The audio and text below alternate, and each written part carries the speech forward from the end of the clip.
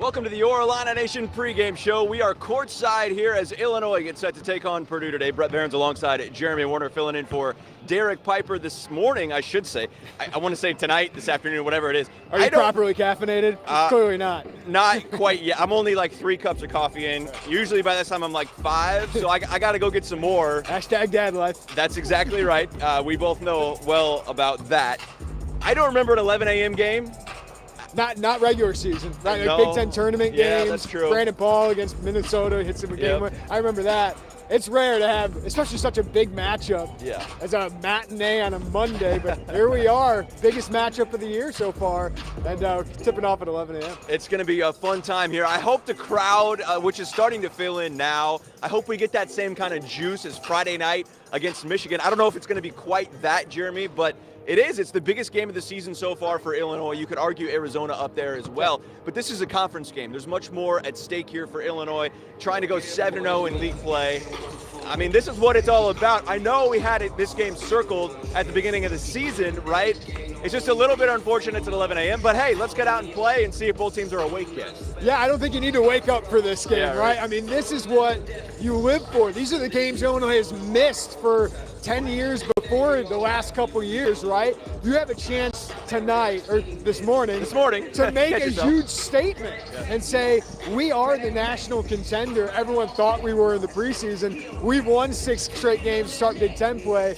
We haven't done it against great opponents, right? You have one good win in conference so far, in my opinion. That's Iowa. They took care of business, the rest of them, right? Now you're playing what a lot of people said was the Big Ten favorite. I was picking between Illinois and Purdue at the beginning of this year. I didn't think Michigan would be the Big Ten title favorite. Other people thought they would be. Sure. Clearly, they are not that. Illinois played them without Hunter Dickinson, their best player, and they struggled with them a little bit, right, for a little while until the end of the game. This team's at full strength. Purdue is a Final Four contender. Purdue stubbed their toe, though, to start the season, so they probably need this actually more than Illinois to win a Big Ten title. But if Illinois wins this one, they're the Big Ten frontrunner the rest of the year, and they're basically putting Purdue behind the 8 ball to have a chance to win the Big Ten title. Illinois holds its key. I mean, they're in first place as we start today.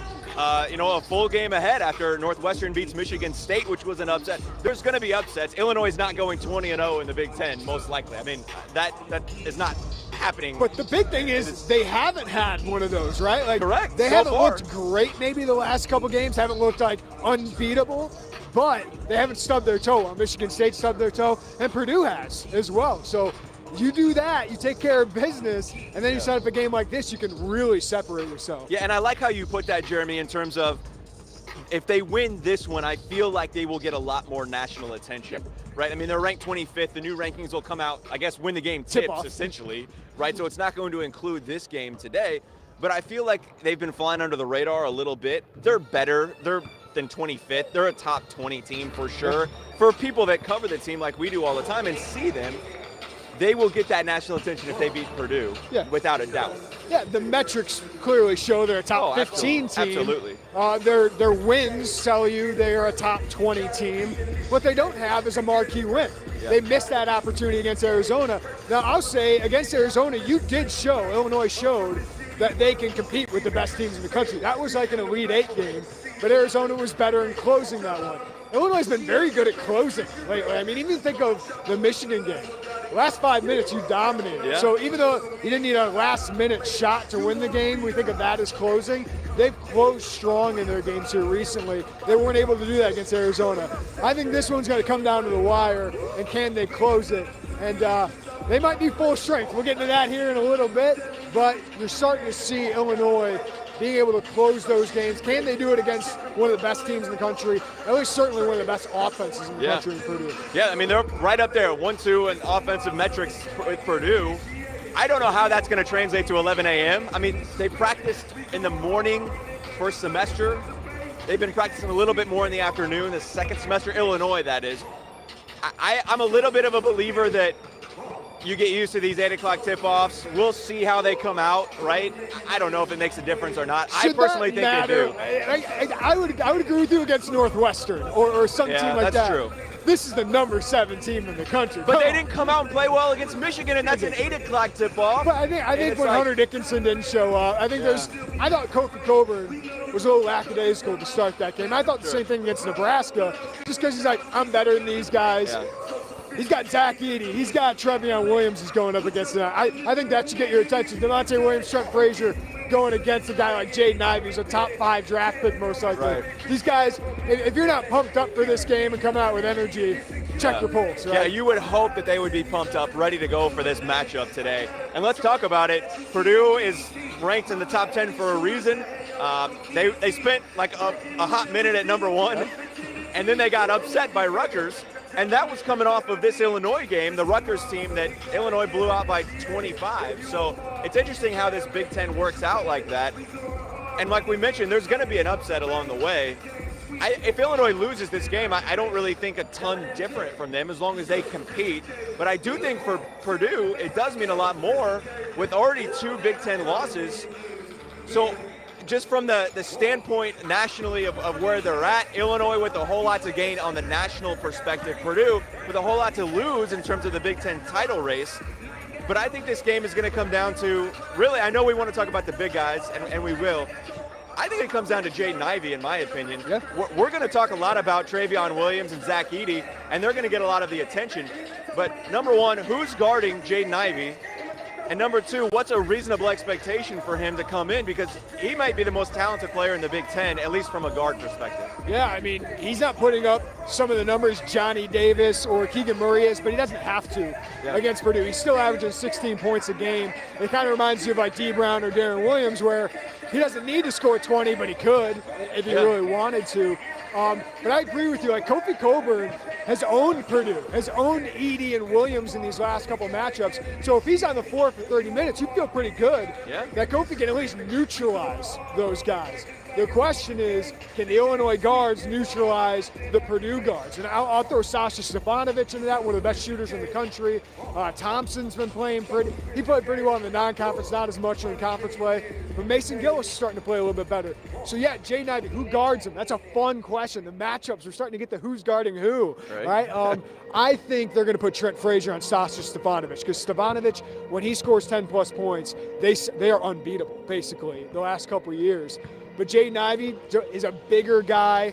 I think Demonte Williams gets his check today. I think you want somebody physical on him, but you got to bring it because you can't let him get in transition. I think Brad Underwood made this point yesterday for a reason. Good offense might be the best defense today because Illinois struggled defensively when they turn it over and they let teams get fast break points. Jaden Ivey is one of the best fast break players. He's a lot like Ayo Dosunmu in the fast break. He's probably the best in the country when he gets that. You can't give them easy points because they're too good otherwise offensively. So they got to take care of the ball today. I think that's a major development. But it is a great test. Like, Purdue's the #1 offense in the country. What a better opportunity for Trent Frazier to show himself as the Big Ten Defensive Player of the Year and Demonte Williams to show himself as all Big Ten defensive And guy. I think I agree with you. I think Demonte gets him on the check because I think Brad trusts Demonte's defense in the sense of, hey, maybe take 2 or 3 threes and this it, but we don't need you to score today. We just need you to defend. One of the best players in the league. And I do agree that Johnny Davis is getting way more national attention, and he should. He's putting up some big-time numbers. But for my money's worth, and from the NBA draft prospect, Jaden Ivey's going to be there. Like you said, top 5. He's a lottery pick through and through. And so I think Demonte gets him, and I think it's going to be a huge test of Demonte.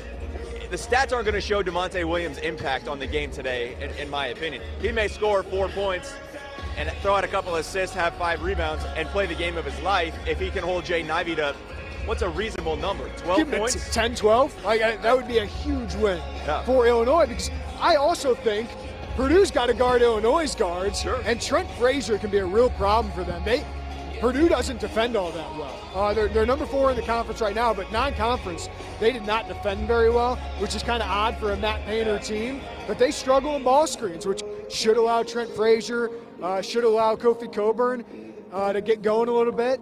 And there's a guy #5 who's in the uniform right now, Andre Curbelo, We'll see if he plays today, but that could be another huge addition for Illinois if he can play, because Purdue really struggles in the ball screen defense. Yeah, you were here early, Jeremy. Tweeted out, I believe the first one, with a picture of Andre Curbelo on the court. Have not seen him since November 23rd when we were standing in Kansas City. Illinois plays Kansas State. That's the last time we saw him on the court. Really hasn't been practicing at all since he left that game.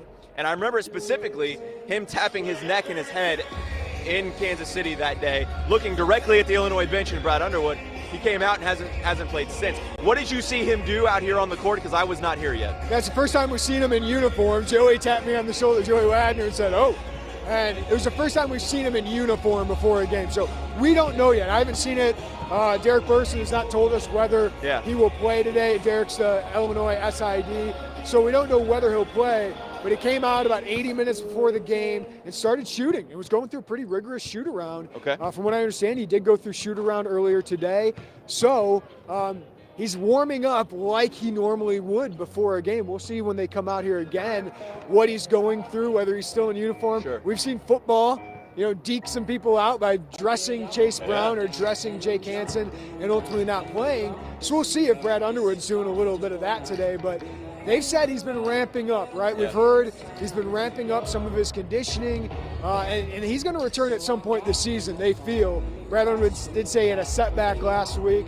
But from everything I saw, he looked good. He was shooting the ball well, and he was going through a normal workout without any really hindrance. So it's another big development. Yeah. And Brett, I think Illinois is not a true national title contender without Andre Curbelo. I think you've seen teams defend Illinois a little bit different here lately because they struggle to take people off the bounce outside of Trent Frazier, and they don't have a point guard when Trent Frazier's not in the game. So you had somebody like Curbelo, who's preseason All-Big Ten. Some people say preseason All-American. You saw what he did last year. I think adding him, even if it's just off the bench to start, would just be a massive boost to this team's long-term ability. The question is, does he disrupt things in the short term? That's a good problem to have, in my opinion. Yeah.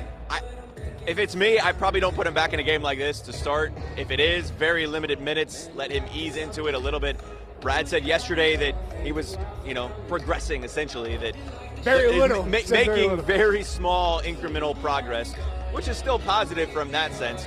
We don't know a lot of the fine point details into that, so I don't want to speculate, but he's been out, and he hasn't played in a game in essentially almost 2 months.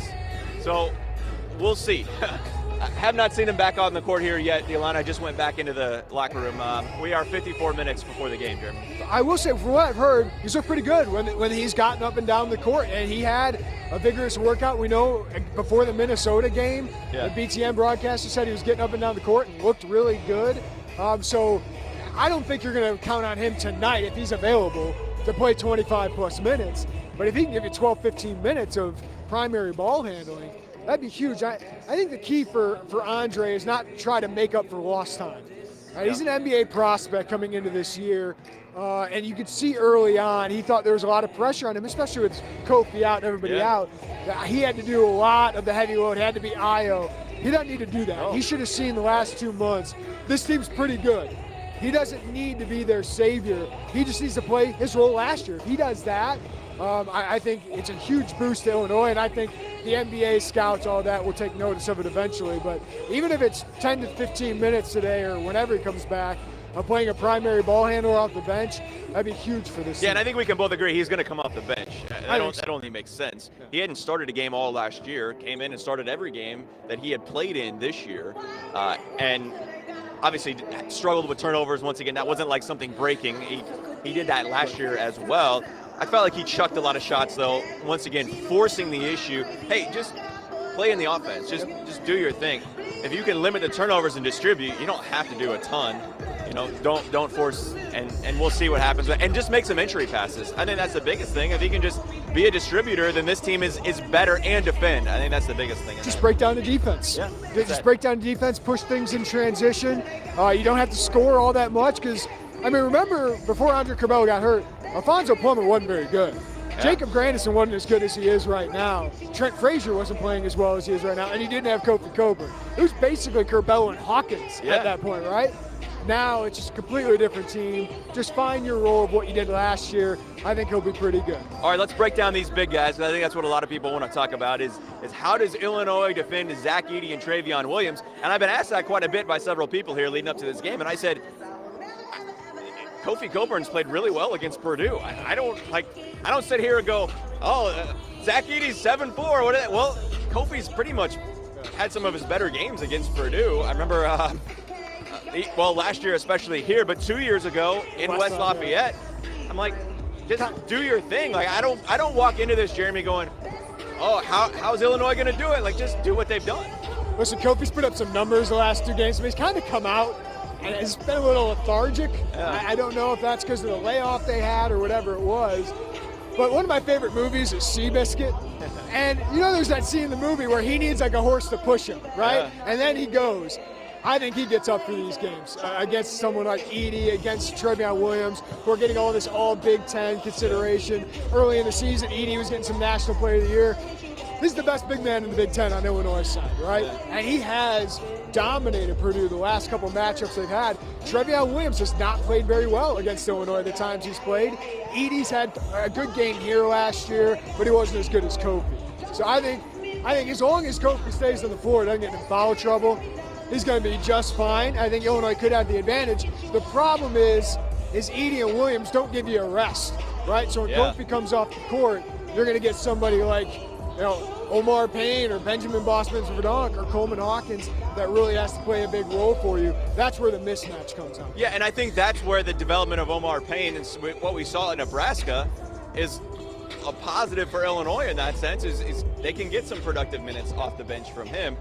I don't think Kofi's going to have a problem playing 30 minutes, though. We've seen that. I've been really impressed in his whole time here, really, with his conditioning. Yeah. And he's developed that and continued to improve in that. I do think his conditioning was a little bit of an issue coming off the break, though. He just did not look like he was quite the same player at Nebraska early.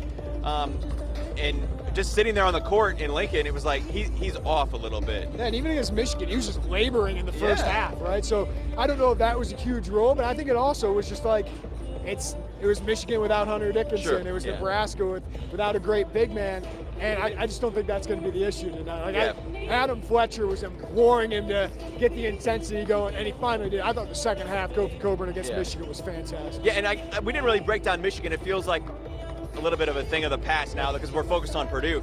But my big takeaway from Michigan, Jeremy, was just that they were able to gut through it and get it done. Michigan's equally as talented, if not more talented on paper than Illinois.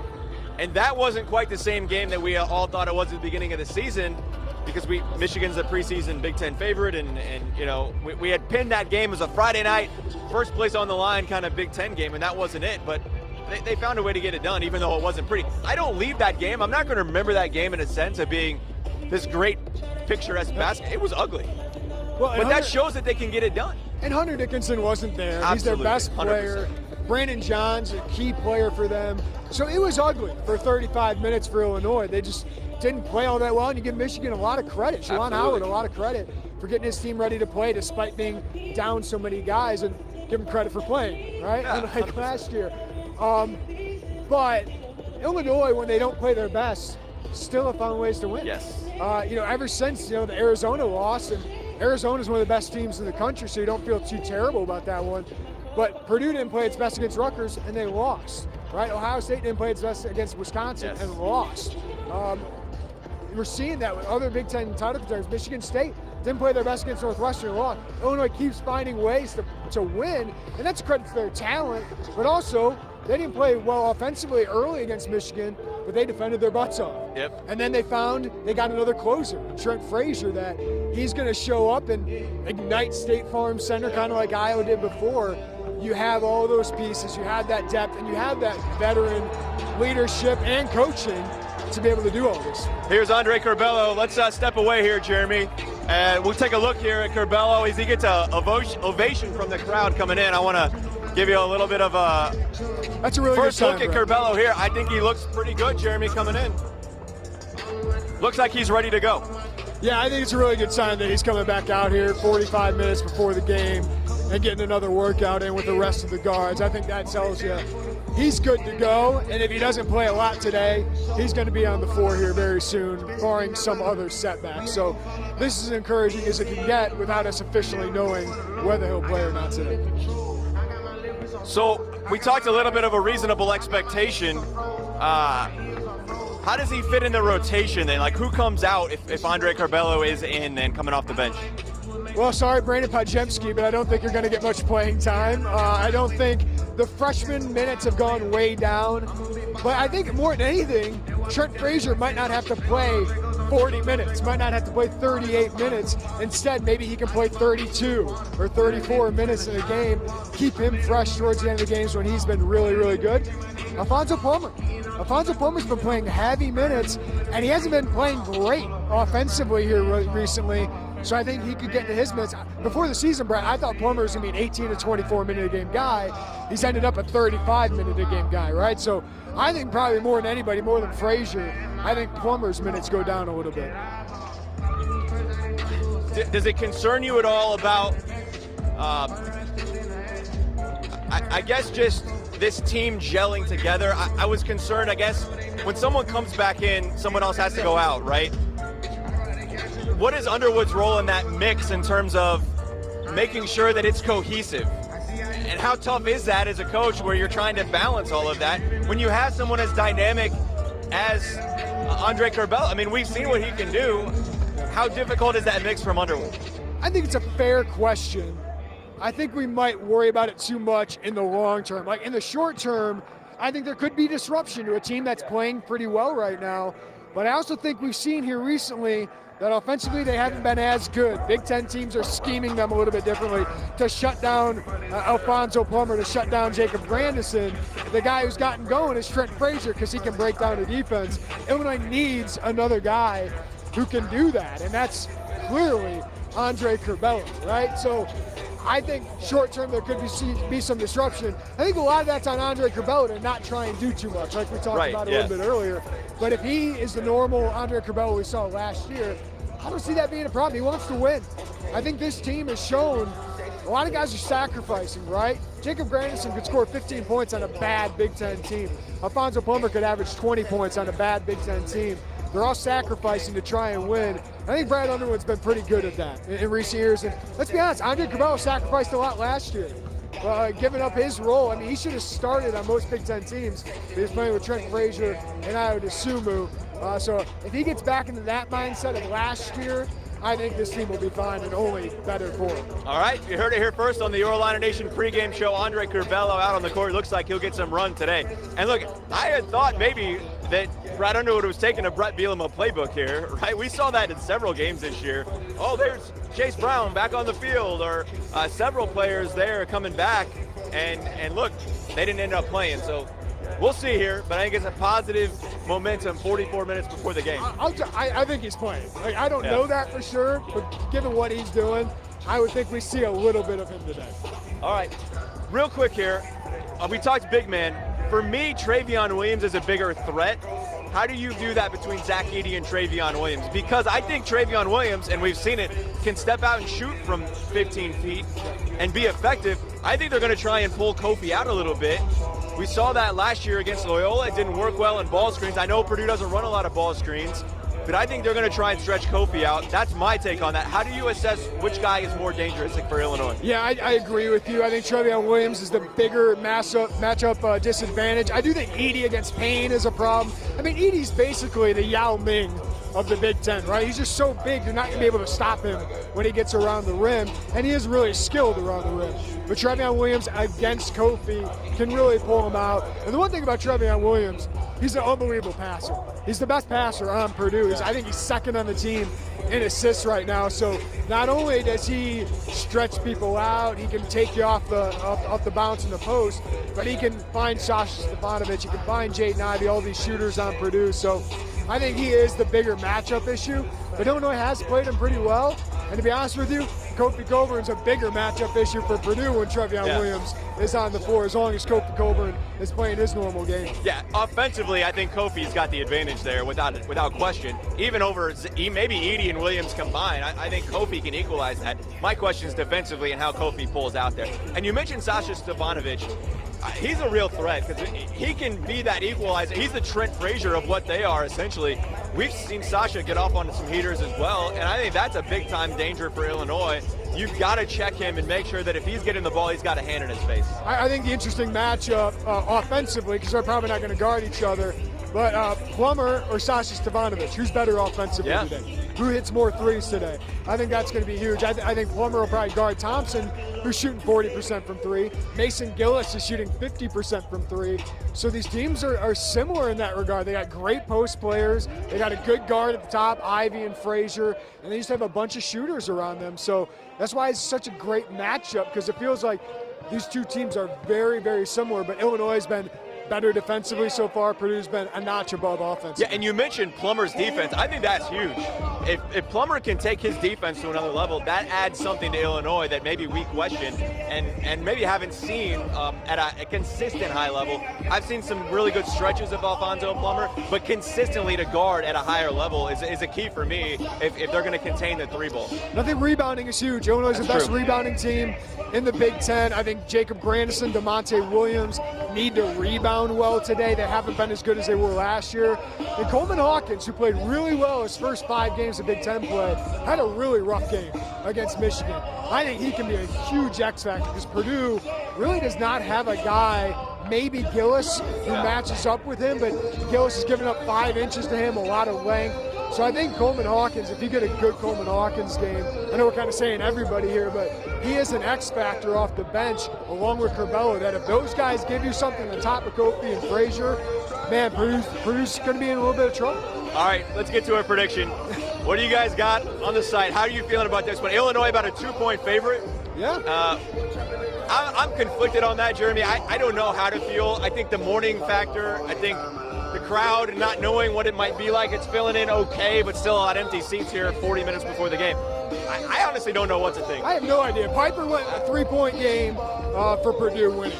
I do think the home crowd helps Illinois. I do think the history of Illinois against Purdue is pretty good, but you also have the unknown of, does Curbelo help or does he hurt Illinois if he plays today? And my biggest thing is Jaden Ivey. I think Jaden Ivey is a terrible matchup for Illinois' guards. As good as DeMonte Williams is, Jaden Ivey is a next-level guy. So that's my concern. But if you hold Jaden Ivey under 15 points, and Kofi Coburn standing right next to us is in the game for 30 minutes, if Illinois hits 8+ threes, those are kind of my keys to the game. If those things happen, I think Illinois wins. All right. I'm going to take Illinois. I think it's going to be close. I'm going to pick 76-75. I think there'll be a little bit of a slow start for both teams coming out. We'll see. Who the heck knows? I don't. I don't have a good feel. We'll see. That's why we play the game. We'll find out. I'll go Illinois 72, Purdue 70. I think if Illinois holds Purdue to 70 or under, you feel pretty good. I think that says something about their defense. So I think that's how Illinois needs to play. I think this needs to be maybe a bit of a slower paced game for Illinois, just so Purdue doesn't get out and run, because that's where Ivy is so dangerous. All right, what else you got on the site leading up to this one, Jeremy? Had a lot of football recruiting here going on recently, and a lot of guys coming back. Could have more of that coming here recently. But of course, everything from this game, it's the game of the season. We'll really get a measuring stick of Illinois and how good they are about halfway through the season. And by shortly after lunch, we'll know. No deadlines. Doesn't matter for you necessarily. For us, no deadlines. It's great. Love the 11 a.m. game, and we'll see what happens. For Jeremy Warner, I'm Brett Behrens. Thanks so much for watching the Your Illini Nation pregame show. Plenty more coverage after the game. Highlights, recap from Andy Olson coming up at 6 and 10. Plus, we'll have our podcast. I know you'll have your podcast after the game as well. Plenty more on IlliniInquirer.com. Enjoy the game. 11 a.m. tip here coming up in about 35 minutes on Fox, a nationally televised game as Illinois tries to go out and get its marquee win so far this season. Enjoy the game, and we'll talk to you next time here on the Your Illini Nation pregame show.